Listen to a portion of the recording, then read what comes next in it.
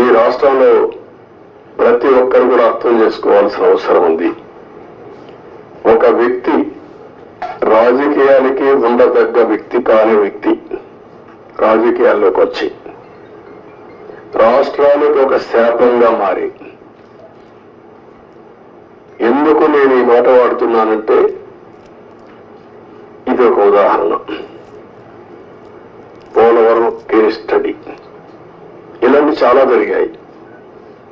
అతిపెద్ద తప్పు కాదు, తప్పు కంటే కూడా ఒక శాపంగా మార్చేశారు రాష్ట్రానికి. మామూలు కాదు ఇది, క్షమించరాని నేరం కూడా. ఒక చిన్న తప్పు చేసేదో అనుకుంటాం, అలాంటి పెద్ద ఇది చేసి డయాఫామ్ వాల్. ఇక్కడుండే ప్రెస్ లో మీరు చాలా మంది ఉంటారు. నేను దగ్గర 30 సార్లు వచ్చే 31సారి ఈ ప్రాజెక్ట్ కి. నా మనసంతా ఈ ప్రాజెక్ట్ మీద ఉంటుంది. అందరికంటే ఎక్కువ బాధపడే వ్యక్తిని నేనే. నా కష్టాన్ని బూడిదలో పోసిన పన్నీరుగా చేశారు. ఎందుకు ఈ మాట వాడుతున్నానంటే, పండగ రోజు కూడా నాగపూర్కి వెళ్ళి,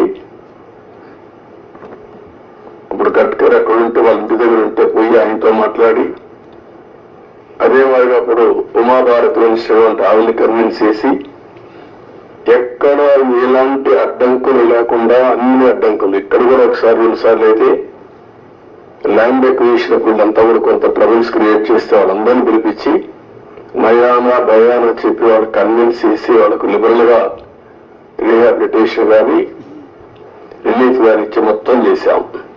వీళ్ళు చేసిన పని మీరు చూస్తే ప్రభుత్వం వస్తానే రివర్స్ టెండరింగ్ అన్నారు. వచ్చిన వెంటనే అదే రోజు, ఒక మాటలో చెప్పాలంటే సేమ్ డే ఏజెన్సీని మార్చేస్తామని చెప్పి స్టేట్మెంట్ ఇచ్చారు. 4-5 రోజుల్లో ఇక్కడి నుంచి ఏజెన్సీని వైండప్ చేసి బయట పంపించారు. ఉండే స్టాఫ్ అంతా మార్చేశారు. ఆ ప్రిన్సిపల్ సెక్రటరీ, ఇంజనీరింగ్ చీఫ్ అందరినీ మార్చేశారు. అక్కడి నుంచి ఎవ్వడికి తెలియని వ్యక్తులు పెట్టేశారు. ఇక్కడ 19-20 వరదలు వచ్చాయి. గోదావరి వరదలు వస్తే ఎంత తీవ్రంగా వస్తాయో మనందరికీ తెలుసు. 2 సార్లు వరదలు వచ్చి మొత్తం మీరు చూస్తే దగ్గర డయాఫామ్ వాల్ 4 చోట్ల బ్రీచ్ అయిపోయింది. 35% డ్యామేజ్ అయింది. మనం ఆ రోజు ఈ యొక్క డయాఫామ్ వాల్ మీరు ఒక్కసారి చూస్తే మొత్తం 446 కోట్ల రూపాయలతో డయాఫామ్ వాల్ వాటర్ ఫుటింగ్ లో అప్పుడు కూడా ప్రాబ్లమ్స్ ఉంటే 2 సీజన్లో పూర్తి చేశాం.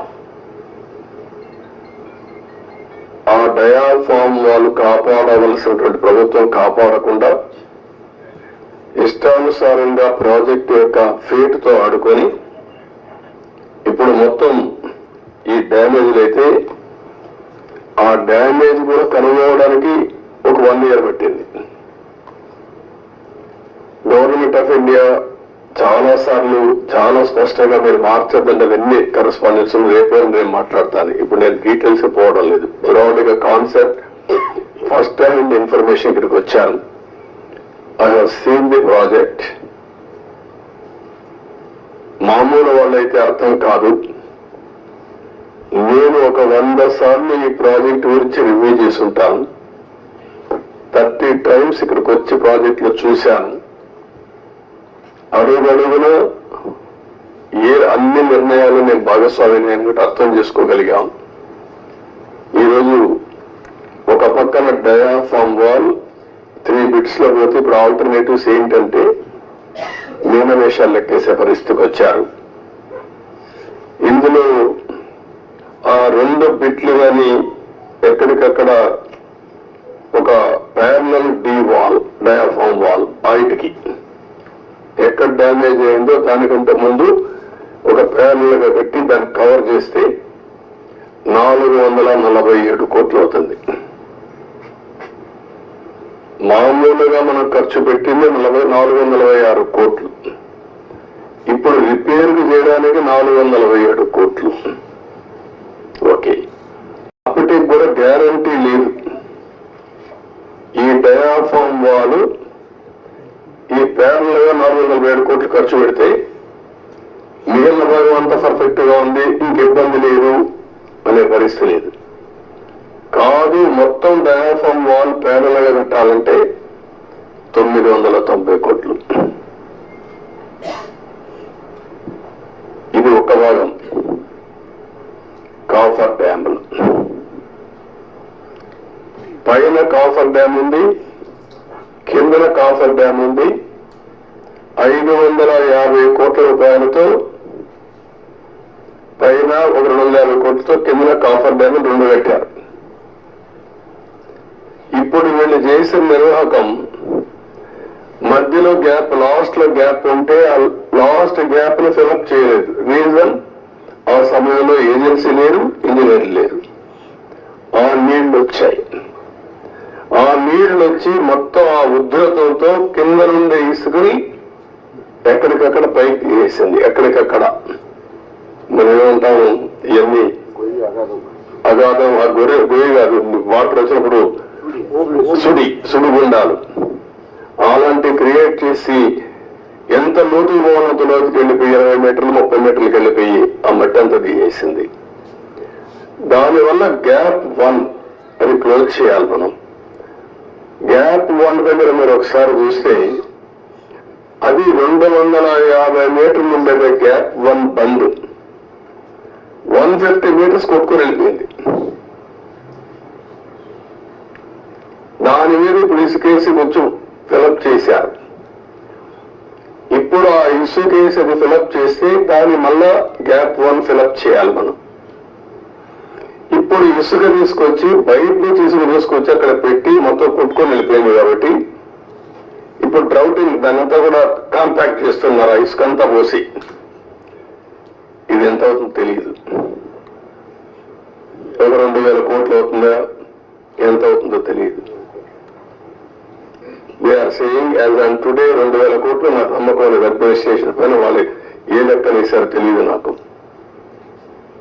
ఇది అయిన తర్వాత గ్యాప్ 1 అనేది లాస్ట్ లో ఉండే ఇది వస్తుంది. గ్యాప్ 2 డయాఫామ్ వాల్, గ్యాప్ 3 ఇంకొక వాల్ కట్టారు, అక్కడ కాంక్రీట్ వాల్ కట్టారు. అదే మాదిరిగా గైడ్ బండ్ ఒకటి అది కుంగిపోయింది. సరే, స్పిల్ వే అప్పుడే కట్టాం, గేట్స్ కూడా అప్పుడే పెట్టాం. ఇప్పుడు ఇవన్నీ చూసిన తర్వాత ఎన్నేళ్లు పడుతుందని అడిగాను. ఆ రోజు కానీ కంటిన్యూ ఉంటే 2020 ఎండుకు పూర్తి అయిపోయింది ప్రాజెక్ట్. ఈరోజు 5 ఏళ్ళు అయిపోయింది. ఇప్పుడు ఎప్పుడు అవుతుందంటే 4 సీజన్లు కావాలంటున్నారు మినిమం. 4 సీజన్లు అంటే 4 ఏళ్ళు. అన్ని సవ్యంగా జరిగితే మళ్ళా ఒక వ్యక్తి రాష్ట్రానికి ఒక శాపంగా ఎట్లా మారుతారనేది ఇది ఒక కేస్ స్టడీ. రాష్ట్రంలో ప్రతి ఒక్కరూ ఆలోచించాలి.